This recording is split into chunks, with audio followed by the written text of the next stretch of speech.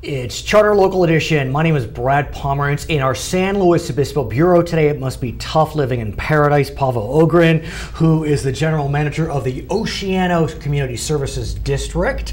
I come up the 101 and I see Oceano down at the coast, and I just think Paavo's got a rough life.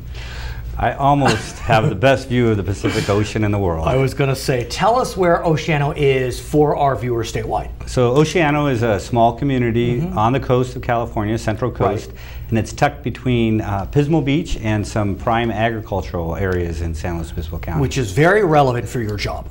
Because Oceano is not incorporated, but it does have a version of self-governance through a community services district. That's correct. Explain what the CSD does. So the Community Services District, and it has an elected body of 5 members from the community. It's responsible primarily for water service and wastewater collection for the community.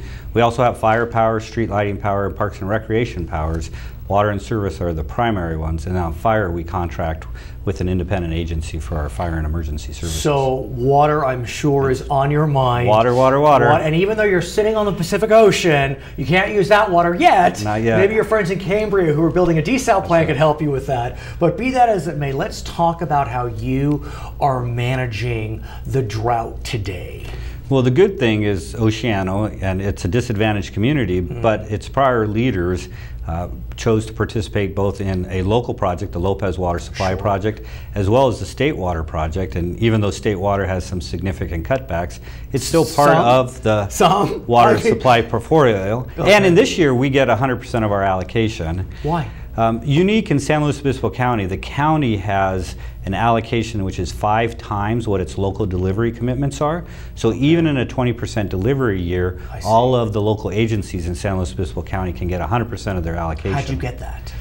It was a 1992 decision by the then Board of Directors of Oceano CSD to participate in the project. Now, as you know, the state, through its water board, has set targets for water districts, and those targets run from 8% reduction to 36% reduction based upon 2013 levels. Oceano, though, is not part of that formula. Explain why. That's right. So Oceano is a small water system because we have less than 3,000 connections. Okay. We're not considered to be a quote-unquote urban water supplier. But you do serve urban users, I mean residential users. So the legislation, or the State Water Board's actions this year, was the first time mandates in California on water purveying agencies. So as a small water system, we do have a mandate. We just don't have the more significant mandates of the larger agencies. We're still supposed to target 25%. One of the ways that we can meet the regulations is by limiting outdoor watering to 2 days a week. What our board of directors has done is adopted water conservation rates that include tiered rate structures and is targeting 20% conservation. Okay. The community's at about 11% comparison to 2013. And if we don't meet that 20% target, it means we'll be collecting extra revenues, and then the board is dedicating those into rebate programs and water conservation programs. And let's talk about the push-pull as it relates to decreasing water use. Because if the water use decreases, that's a good thing as it relates to the drought, but it means you're getting less revenue. So I'm aware that there are some districts that are charging a drought fee to make up the loss in revenue, because as I understand it, the delivery costs are the same even though less water is being delivered? Yeah, I mean, we do have some cost savings in the drought, and primarily energy or pumping costs associated with moving water. But all your staffing costs, your maintenance costs, you know, those all still the same. So we still have to collect about the same amount of money than prior to the drought. And so if revenues are going down, they have to be made up somehow. So let's just say hypothetically you hit the 20% target. Have your revenues dropped so much that you're going to need to get money elsewhere, or does it kind of balance out? And so the rate structure that the board adopted, if we have 20% conservation, we will hit the exact revenue target that we need. Because I know in the past you had some deficits, so... That's right, and so the deficits have been eliminated. And again, if we don't get to that water conservation target of 20%, we'll actually create some surplus money. Right, it's an interesting, right? And then that will be dedicated to conservation programs. It's a little counterintuitive, but I get the math barely. Barely I get it. But the math works if you do it right. Work. Yeah. So let's talk about what you'll do with that extra revenue. You told us you would look to create conservation rebate programs. Explain, sir. Yeah, so there's two different types, and we see a lot of communities going with things like cash for grass, where they'll ask people to reduce outside conservation, outside water usage.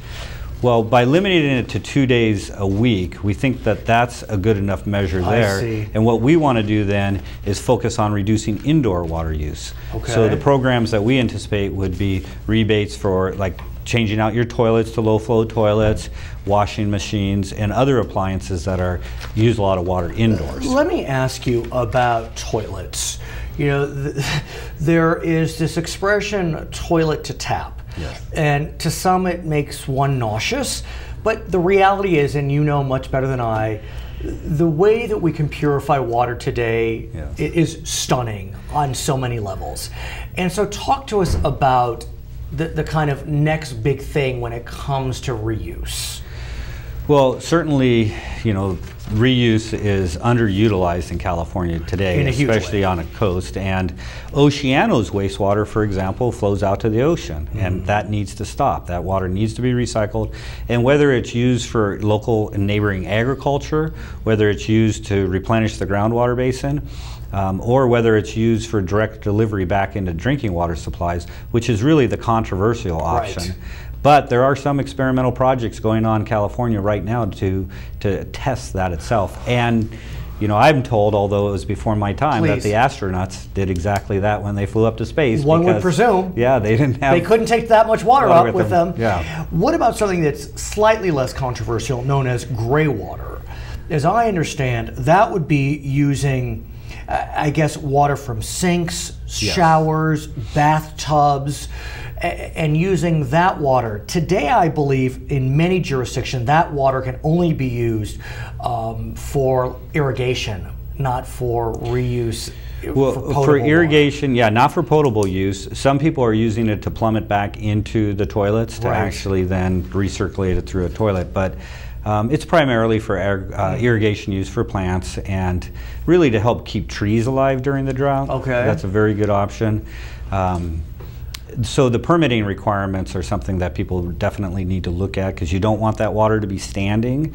If it's standing, you know, sitting or puddling up in the yard, then the risk is kids will get in and play in it, and so they really want to see mosquitoes. And they want to see subsurface application, so it can get down into the root zone. But I'm just wondering if it's time for California to really rethink these issues.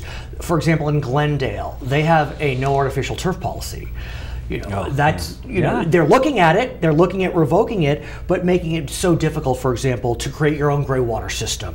You know, the jurisdictions without artificial turf ability. Is it time to rethink? Well, certainly, you know, even in the last drought, this drought is identifying cultural changes that we really need to think about. True. You know, and I know as a kid growing up, I don't see as many grassy yards as there once was, but there's still communities that require a certain, you know, amount of grass in their yards, and that has to be rethought. There's a lot of beautiful drought, you know, conservation landscaping that can be developed, which is another thing. We're going to work with some of our local nonprofits to promote, you know, drought conservation landscaping. California natives can be quite beautiful. Yes. I mean, if you really look at them, they're colorful, and they don't need as much water as these, you know, green grasses that we love and got used to. But look, in the final analysis, we do live in kind of a semi-arid zone. Yes, so there's a number of different cultural issues that you know, we have to address, and then those need to be addressed by city councils and other water agencies, and modifying their rules in order to get us all moving in the direction we need to be moving in. His name is Paavo Ogren. He is the general manager of the Oceano Community Services District. My name is Brad Pomerance, and this is Charter Local Edition.